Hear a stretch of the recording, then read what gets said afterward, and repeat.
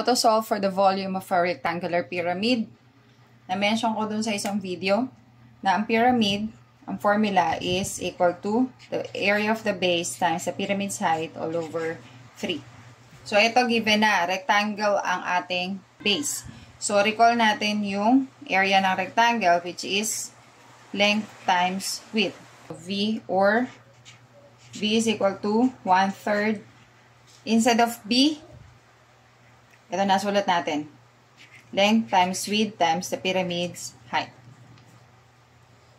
Okay, 1/3 times, the length is 4 meters. And then the width is 3 meters. Times the pyramid's height, which is 2.5. Okay, so meters, meters, meters. So meters cube yan ha, volume natin. Okay, so ito numerator yan lahat. Baka malito ha.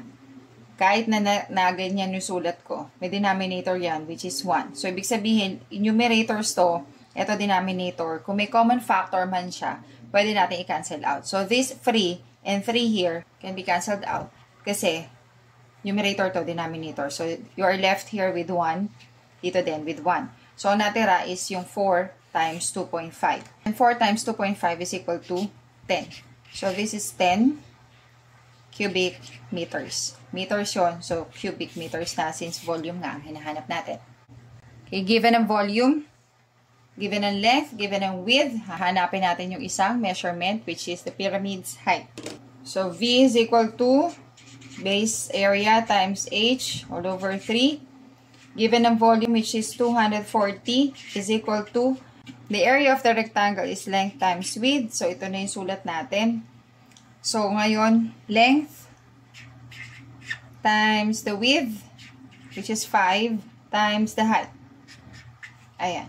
All over 3. Tingin ulit sa numerator denominator. Baka mayroong makakancel out. Baka may common factor para mas madali ang i-divide mamaya. So, 6 and 3 meron. So, ito 1 na lang. Ito 2. So, 2 times 5 is 10.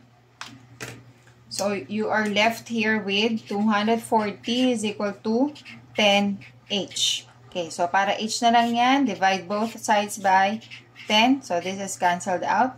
And then, ito, tig-isang 0. So, 24 divided by 1 is 24 in centimeters.